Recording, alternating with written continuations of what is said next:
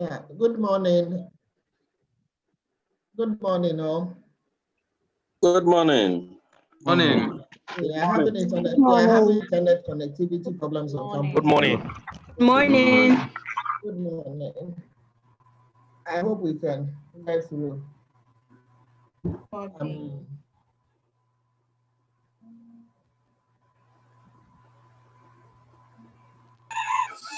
I'd like to wish you all a good morning and a belated Happy New Year for fresh graduates from the College of Basic and Applied Sciences. I pray we are all observing the COVID protocols and keeping. On behalf of University's management, I'd like to welcome you all to the School of Graduate Studies virtual orientation program for the 2020-2021 academic year. I'd also like to take this opportunity to welcome you to the University of Ghana and to the School of Graduate Studies. Holding a virtual orientation is in response to the prevailing COVID-19 pandemic that has changed the manner in which we operate in this university and the world at large. Thus, the university thought it best to maintain safety by organizing this year's orientation completely virtual. I wish to congratulate each and every one of you for having made it to the premier university in Ghana to pursue your postgraduate program. Congratulations.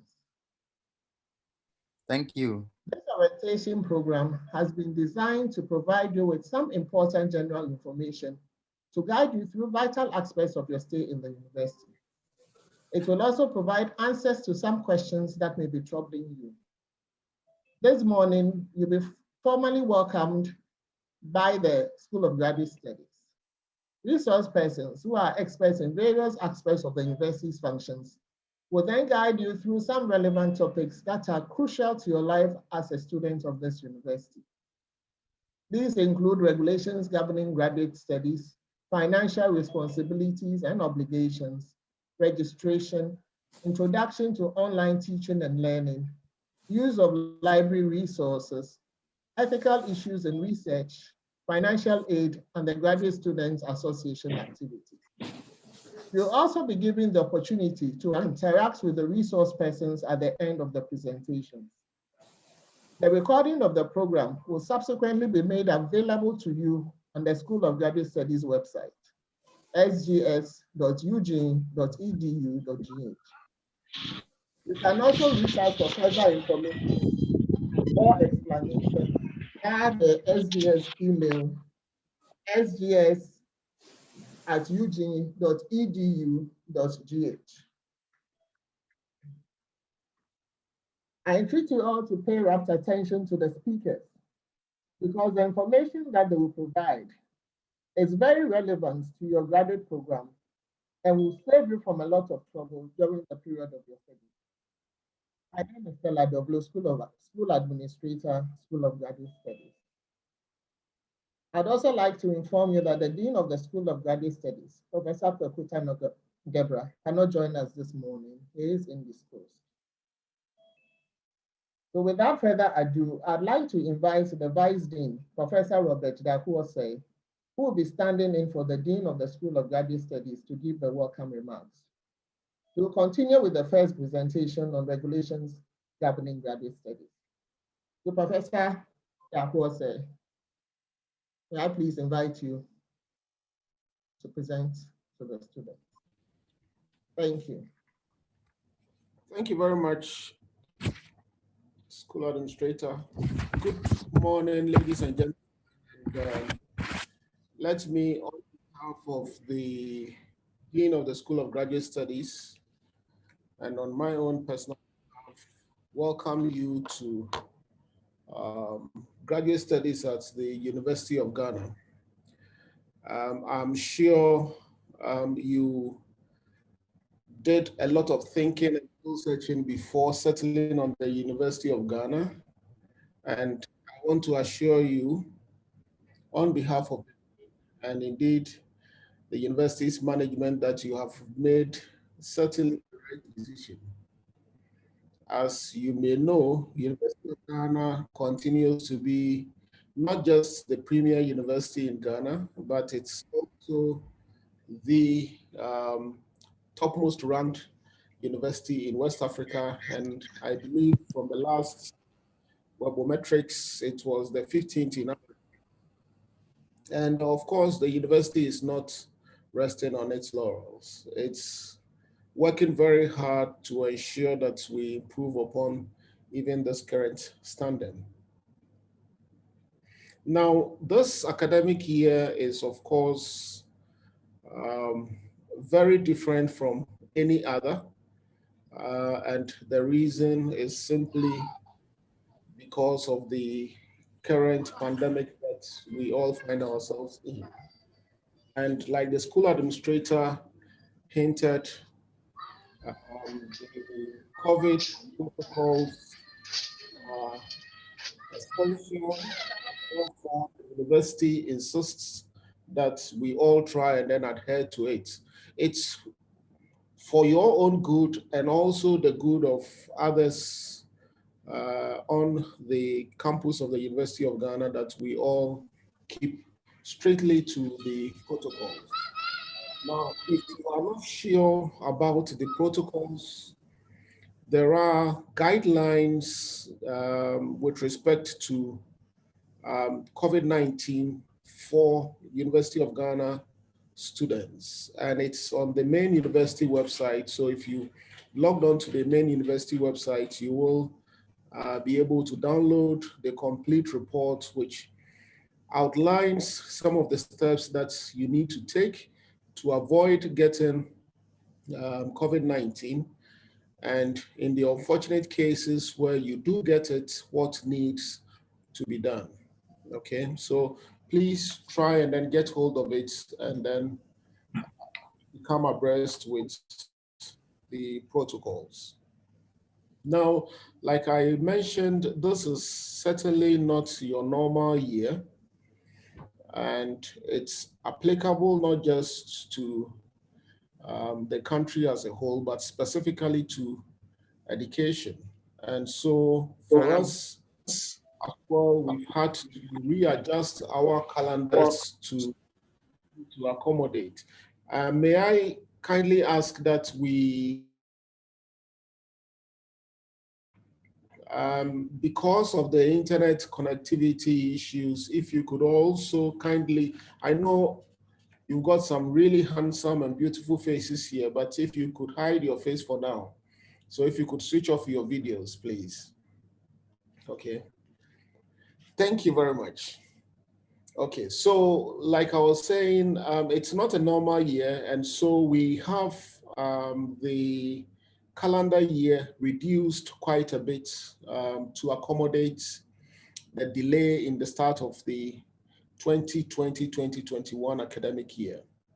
Okay, so, and when I'm going through the regulations, I will again re-echo this point that for graduate students on the University of Ghana campus, you will be spending about 14 weeks in total for each semester for this particular academic year.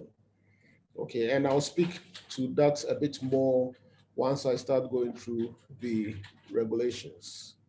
So once again, let me, on behalf of the Dean, who, as the school administrator said, could not be with us today because he's indisposed, I would like to wish you all a very successful graduate experience here at the University of Ghana. Thank you very much. I believe I will delve straight into the regulations governing the graduate studies here at the University of Ghana. And to do that, I will ask permission to share my slides, which are essentially speaking notes that I'll be using.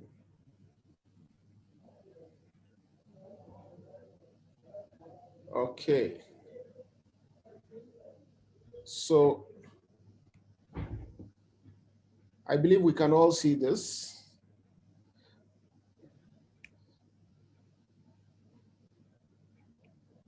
Okay, so, okay. Good. Okay, good. So for those of you who know where the School of Graduate Studies is located, great, you've done a good job. For those of you who don't, I believe that you would. But if you know campus a bit, it's located just behind Volta Hall and adjacent to the School of Nursing. Okay, so if you come around to that area, look out for a building which looks like this and which has Frederick Marfo Memorial Building inscribed on the front part of the building. So once you see that, you know that you are the School of Graduate Studies. So that you can ask for the school administrator, and right? Yeah. Now I will talk a little bit about general regulations. By way of introduction, I will talk very, very briefly about registration because there'll be someone who will take you through it very carefully. And then I will spend a bit of time talking about the program structure for graduate studies, both for the 1-year masters, 2-year masters, as well as the PhD programs. And then I will also speak to issues relating to interruptions in the study program, as well as for those who are not able to complete within the stipulated period, what needs to happen in terms of extensions, or if for some reason you are not able to complete, what possibilities exist in terms of readmissions. And then finally, I'll end my presentation by speaking to an issue that the university considers very, very seriously, and that borders on plagiarism. Okay. All right. So the School of Graduate Studies has 6 broad areas of responsibility. One, which we have completed, or well, are completing by this orientation program, and that is the admissions. Second has to do with the programs that are undertaken, all graduate programs undertaken at the University of Ghana. And these graduate programs periodically have to be updated so that they are relevant for not just the subject matter, but also for the world that we live in. Again, to do that, the graduate school has to then go through these programs to make sure that they are consistent with the objectives set by the university, but also consistent with accreditation rules and guidelines. And then, of course, for many of the graduate programs, you would require supervisors, particularly for those that are going to be undertaking long essays and dissertations, and of course, theses. So supervisors will have to be assigned to students, and again, the supervisors are actually accredited in a way by the School of Graduate Studies before they can actually supervise. So it's not everybody who can supervise or indeed examine the thesis of a graduate student at the University of Ghana. For some of the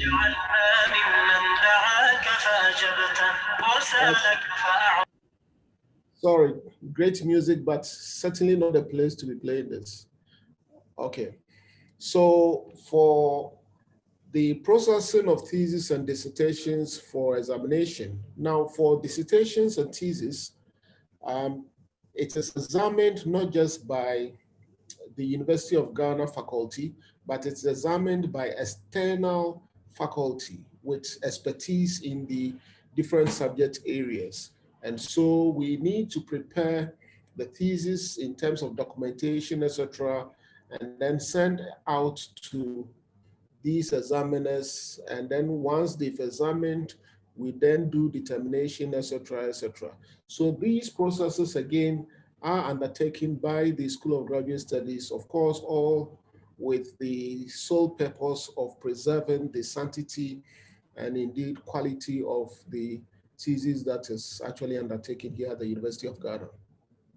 And then the determination of the results of candidates, there are requirements that you need to meet before you are considered for the award of a degree. And so if you have met all those requirements, and I'll go through them, again, the School of Graduate Studies will examine each and every student's results to make sure that all the relevant boxes in terms of the requirements for graduation are met. And once we satisfy ourselves that they are met, then we can then request or forward to the academic board for consideration for the award of the degree, relevant degrees, okay? Of course, after that is done, then we will publish the results. Okay, so as I mentioned from the beginning, there are many, many things that you can find on the UG websites. So information is crucial in this modern age. And what we try to do is to give you more rather than less information. And so a lot of the information that you require as students and for your student life is available on the websites, not just of the graduate school, but of the university as a whole. But specific to the regulations that I'm going to be speaking on, you can actually find it on the website of the School of Graduate Studies. In particular, there is a handbook for master's degree. There is another one for PhD studies, and it covers largely the same topics, but of course, the specifics under the topics will be different depending on whether it's a master's degree or it is a PhD. So both handbooks are available. There is a handbook for programs, but I must confess that the current one that is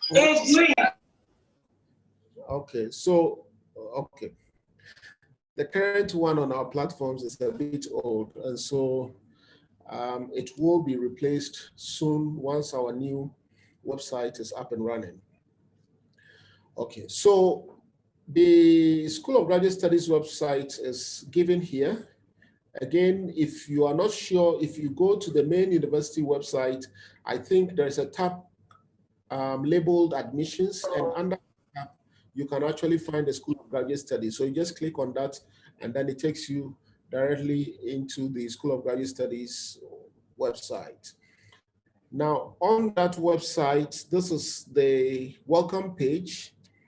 And on the welcome page, you would find a tab called handbooks. And under the handbooks, you'd find the regulations with respect to both the PhD as well as the master's program. Of course, on the same welcome page, you also find a section down there, which is lower right pane, called quick links. And under the quick links, you find other important, what's happening here? Okay. Yeah, other important documents that you can actually download and then read. Two in particular that I will recommend, in addition to the programs, is the plagiarism policy and then the Turnitin guidelines. Again, these are things which you'd find very, very useful. They are not very big documents. In fact, the plagiarism policy, I don't think it will take you 30 minutes to read it. And so I will really encourage you to read them because they are important, and we will insist, and we do insist on you understanding what it means and letting that translate into the work that you do here at the University of Ghana. Now, like I said, I'm not spending a lot of time on registration. Mr. Champon will go through it in detail, except to mention here that it is expected that each student registers each semester. Each student must register each semester, and registration by proxy is not allowed. What it means in simple man's language is that you have to do the registration yourself.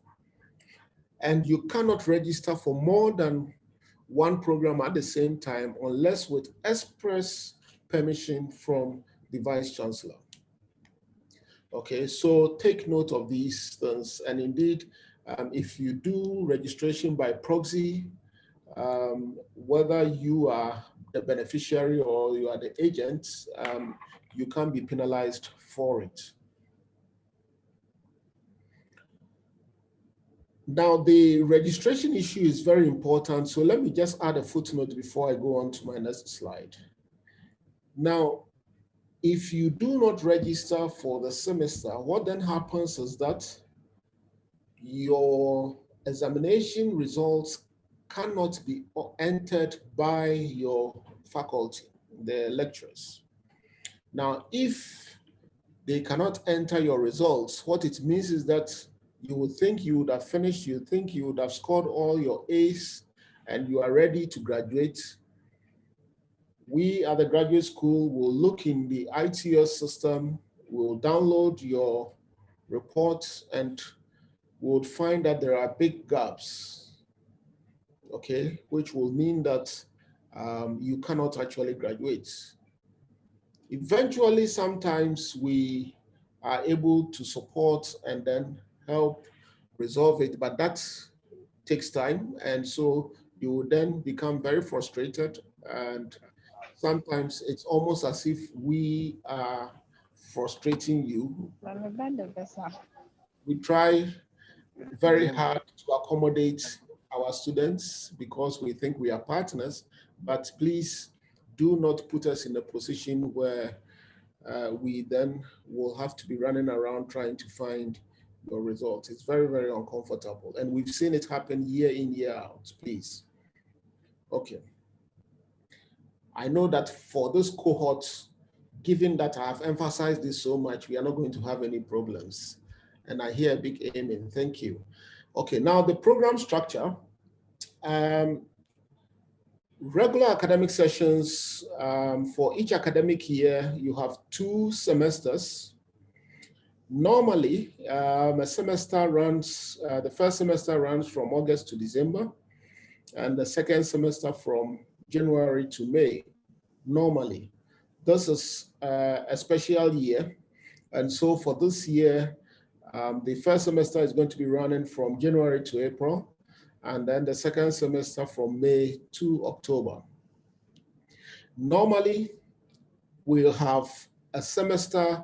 Within the semester, we would have 13 weeks of lectures, 1 week of revision, and then 3 weeks of examinations. However, for this year, we will have 11 weeks of lectures, 1 week of revision, and then 2 weeks of examination. Now, the 11 weeks of lectures is not to suggest that your contact hours with the lecturers will reduce. No. Rather, what is going to happen is that the contact hours will be accommodated within the 11 weeks instead of 13 weeks, okay?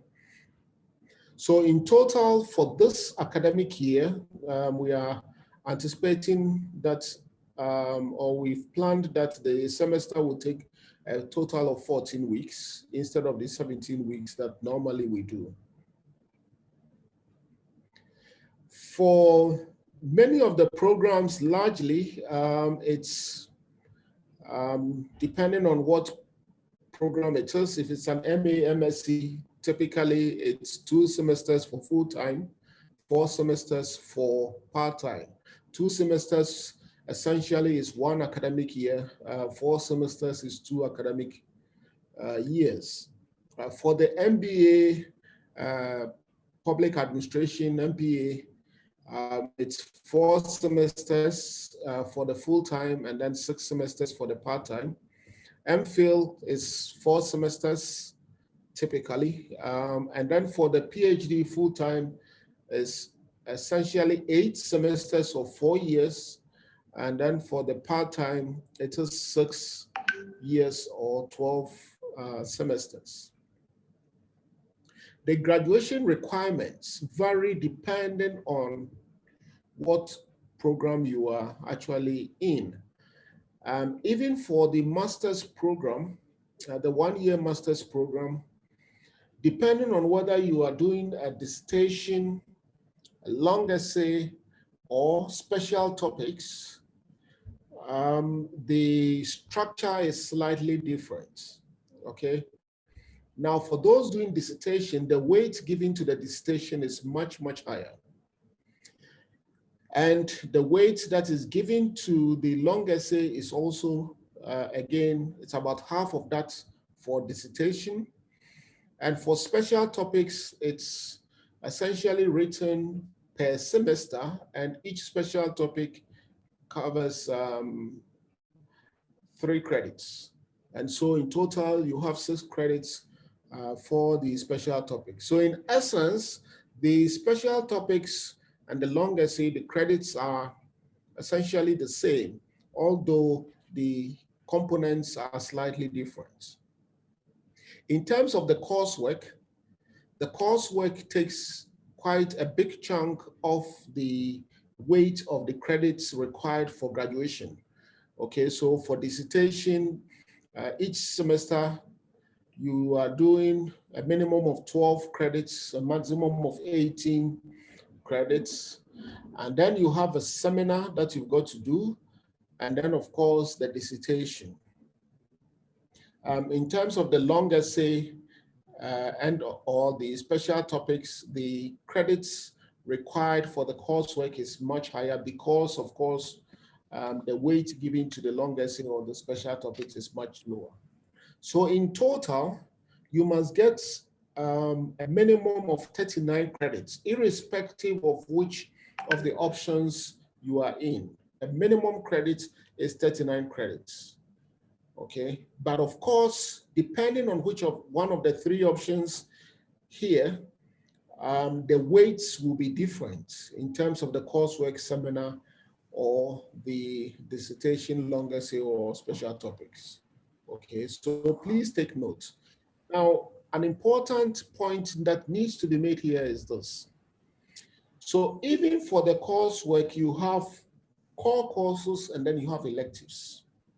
And so, although we say that you've got to get 12 credits minimum for the coursework for each semester, that 12 credits must necessarily include the core courses. So if you take extra electives and you fail a core course, even though you would think you have enough credits, it may not be enough because we will need to count the core courses. Okay, and if you haven't passed the core course, it means it cannot be added. Okay, so in effect, if you have 3 credit courses, you need 4 courses. And if you have 2 core courses in the department, it means that you need 2 core courses and 2 electives. So you cannot take 3 electives and say that I've enough courses to cover my credits for the coursework. It's very important you take note of this.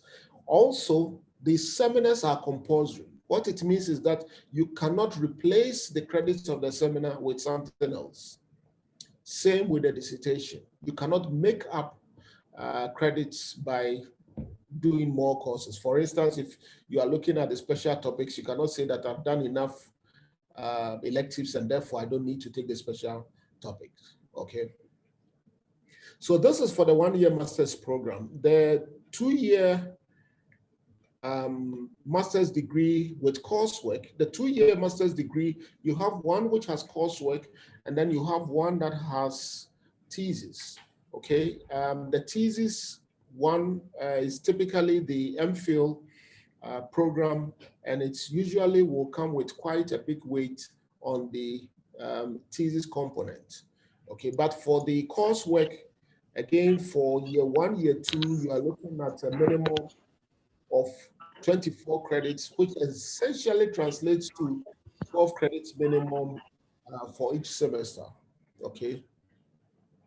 But then you do a long essay even for the master's degree with coursework. So typically for MBAs, etc., you still will have to do a long essay which has 6 credits. And indeed, the 6 credits is important, or is compulsory, let's put it that way.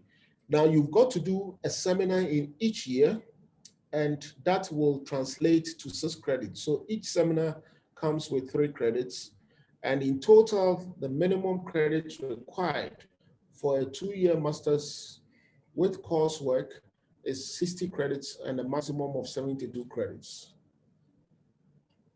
For the thesis option 2-year master's, again, the total credits is the same, 60 to 72. However, the coursework component is much lower.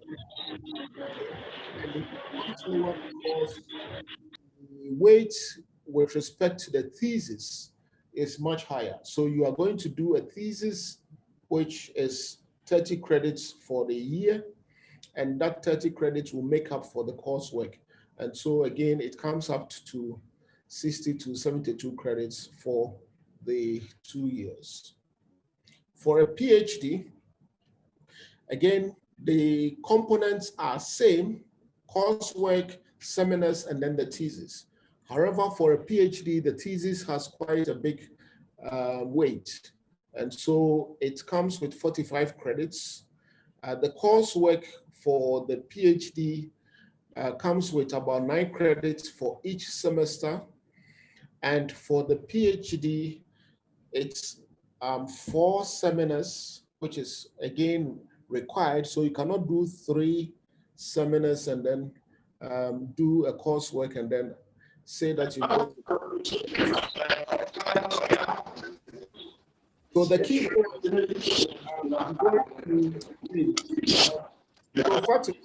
Fatima, I think we are getting quite a bit of feedback from you. If you could mute your microphone, please. Okay. The key point with respect to going through these is essentially to highlight the fact that although we have different components of the structure which are required, even within each structure, there are requirements. And so, like I was saying, if you take the coursework, you cannot just take any 3 courses, 3 credits hour courses, and then say that I have 9 credits for a semester and therefore I meet the requirements. You need to take the core courses, and then of course you can then take an elective, okay?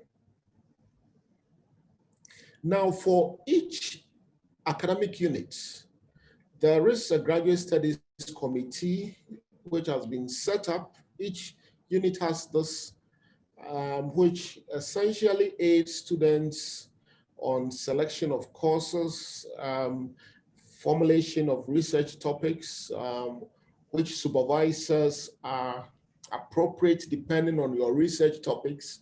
And then it also must submit progress reports to the School of Graduate Studies. In terms of the supervisors, for the master's program, typically the supervisory committee will be 1 to 2 members. For the PhD, for 2 to 4 faculty members for each PhD student. But typically, normally you find that most PhDs have about 3 supervisors. Now, we don't expect a priori that people will break their studies for any reason, but we also live in the real world, and so we do know that for one reason or the other, people may need to interrupt their studies for some reason. Now, of course, that is allowed, but it is allowed based on prior permission given by the Dean of the School of Graduate Studies. So if for any reason you want to break the semester, you can write to the Dean of the School of Graduate Studies through your head of unit, head of department, or the director of your institute, and then they will then attach a letter and send it to the Dean of the School of Graduate Studies for action. You normally want to do this early so that you get the permission before you actually start the break in the study. Of course, that again is the normal procedure. It has to be prior to the break, but we also do understand that there are certain circumstances where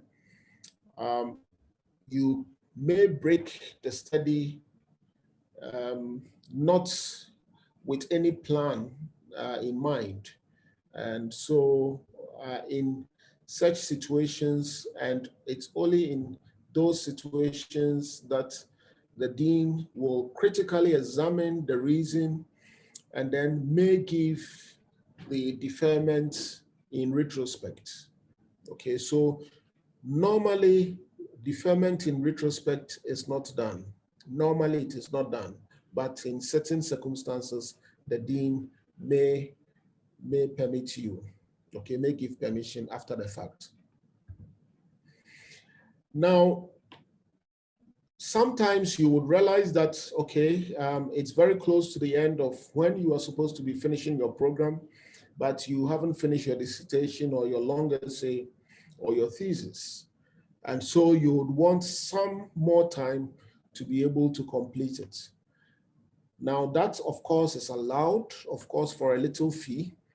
And so even for that, you cannot just say, okay, so I'm going to just extend the period, and when I'm done, I'll submit my work. No, it doesn't work that way. You've got to apply and be granted permission, okay?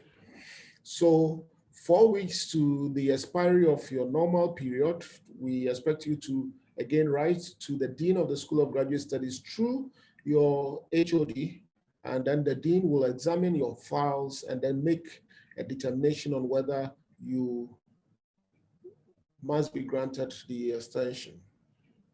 Okay, depending on the program you are actually in, it could be anything between 1 and then 4 semesters. The 4 semesters typically is essentially for just PhDs.